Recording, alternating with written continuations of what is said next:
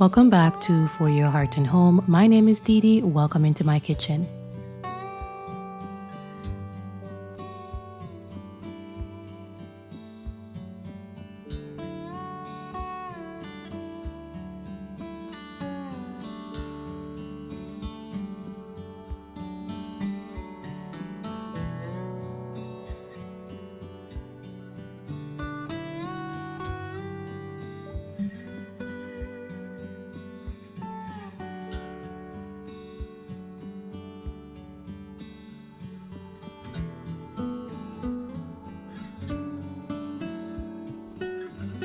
Let's talk pantry staples. If you've got breadcrumbs sitting in your cabinet, you're already halfway to crispy golden magic. Today, we're turning basic breadcrumbs into crunchy chicken strips and shrimp. No fancy ingredients needed. The breadcrumbs I'm using are homemade, and I have a video showing how I make those. If you would like to see how I make breadcrumbs at home, I will link the video in the description box below. But it's very simple. I save all the ends of my bread. Sometimes my children will cut off the ends and we'll just save that in the freezer. When I have a full gallon-sized bag of bread ends, I will crisp that up in my oven by toasting it. And then once it's reached the toasted consistency that I like, I will then blend it, and voila, I have breadcrumbs. Now I leave my breadcrumbs unseasoned, that way I can use them in any application that I like. But if you would like to use seasoned breadcrumbs, you can go ahead and do that as well. So today I'm just using a few things in my kitchen to make a simple dinner. I have 2 pieces of chicken breast left over, and I have a handful of shrimp, and I'm going to use this and stretch this to make dinner for my family. So the first thing I'm going to do is to work on the protein. I'm going to cut my chicken up into strips, and then I'm going to season that as well as the shrimp very well. And I'm going to create an assembly line of sorts.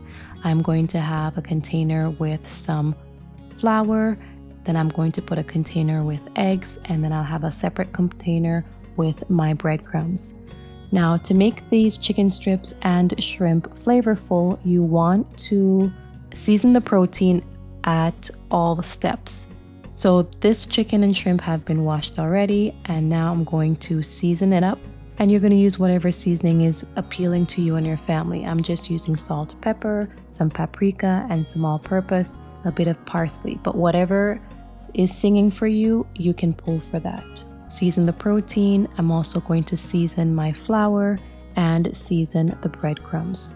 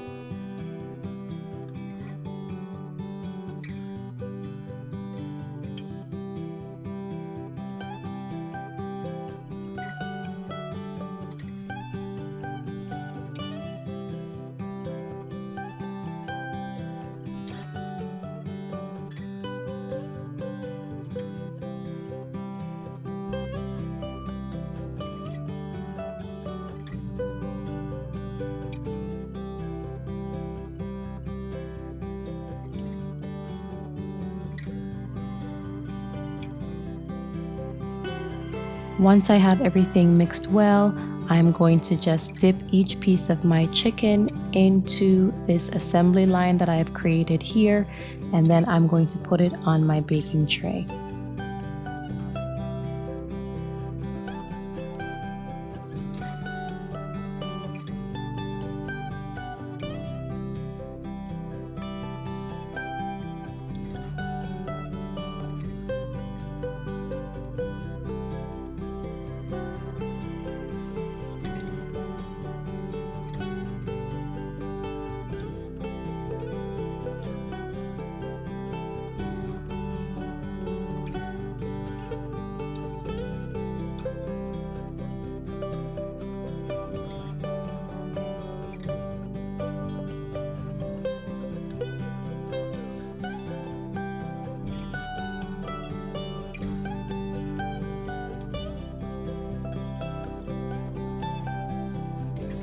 Now I'm baking this in my oven, so I'm going to be sure that I cover my baking tray with parchment paper for easy cleanup. I'm going to spray my parchment paper, then I'm going to put down my chicken strips and spray my chicken strips also. Once all of my pieces are dipped, I'm going to spray it and put it in my oven. Halfway through the baking process, you want to flip your chicken so that the other side can get that nice crispy coating as well.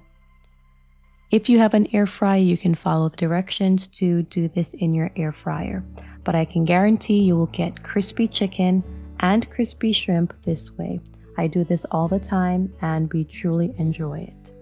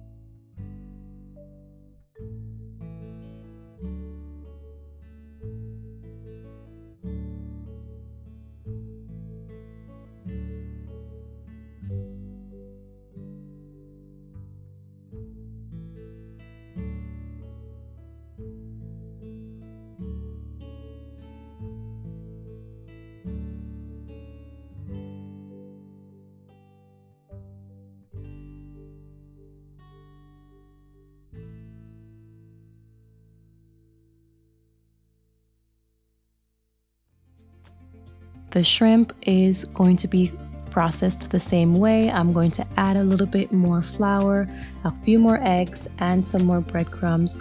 And I'm just going to do the same application I did with the chicken with the shrimp.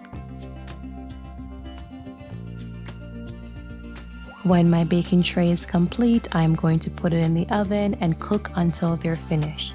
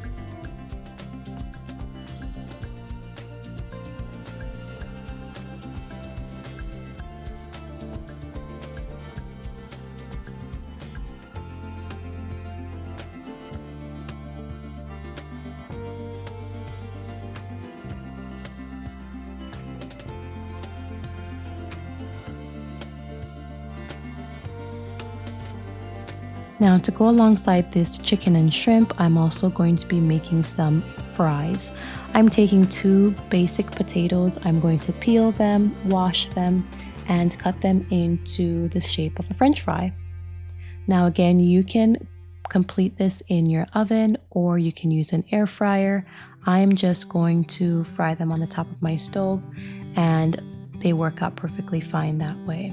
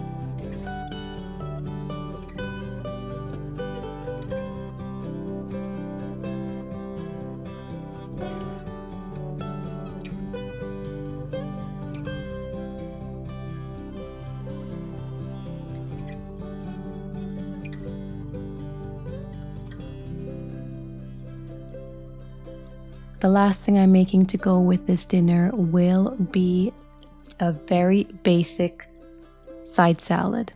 This includes lettuce, tomato, and some cucumbers. You can pull whatever you have in your fridge into this salad. It's very basic.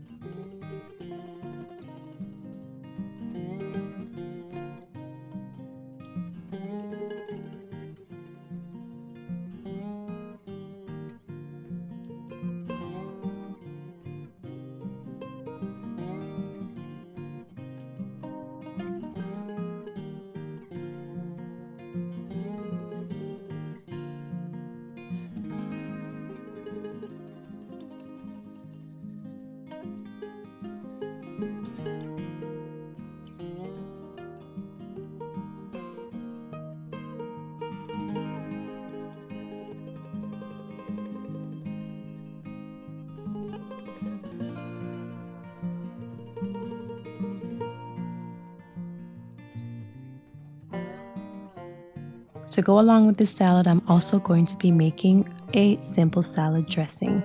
This salad dressing is made with vinegar. I also put some avocado oil, salt, pepper, and a bit of honey. You're going to blend this well. If you have an immersion blender, you can use it at this point to pull this dressing together well. As you can see, I just used a fork and it worked out well.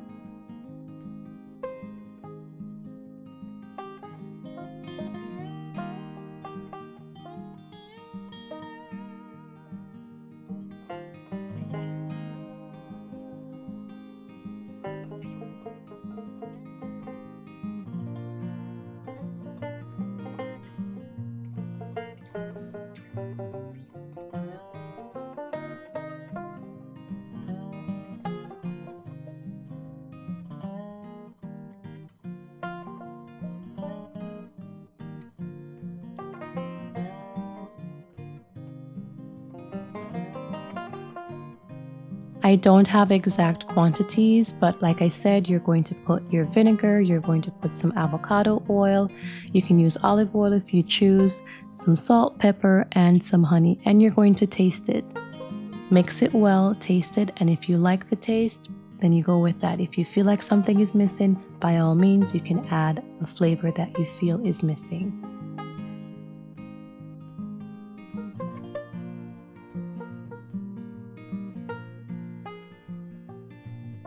Alright guys, and so this is what it looks like at the end of my time in the kitchen today. I have a full tray of completely crispy chicken strips and a full tray of really crispy and deliciously flavored shrimp. Additionally, I will have some homemade French fries. I also have a simple side salad to complete this meal. Additionally, I will be offering slices of sourdough bread I made the previous day to go along with this meal. So we've hit on all the food groups. We had a tasty dinner and everyone really enjoyed it. Now, the only thing that you might want to add to this is some dipping sauce for your chicken strips and your shrimp. Our family, we're not really big on sauces, but if you want to pull for ketchup or mustard or make your own specialty sauce for this, you can absolutely do that to complement this meal. Overall, I think it was a great meal to have on a weeknight. There wasn't too much thought involved, and we used what we had in our pantry as well as what was available in our kitchen. Nothing crazy, nothing fancy, pulls our meal together, and it worked out really well. If you have any questions about anything you saw today, feel free to leave a comment down in the comment section. Like and share this video, and let me know if you have any questions about anything that you saw here, or if you have questions about anything else. As I mentioned, I made this bread with sourdough, and it's made with 100% freshly milled flour. So this is a sourdough starter that was made with freshly milled flour. I know that some people struggle with starting a sourdough starter with freshly milled flour.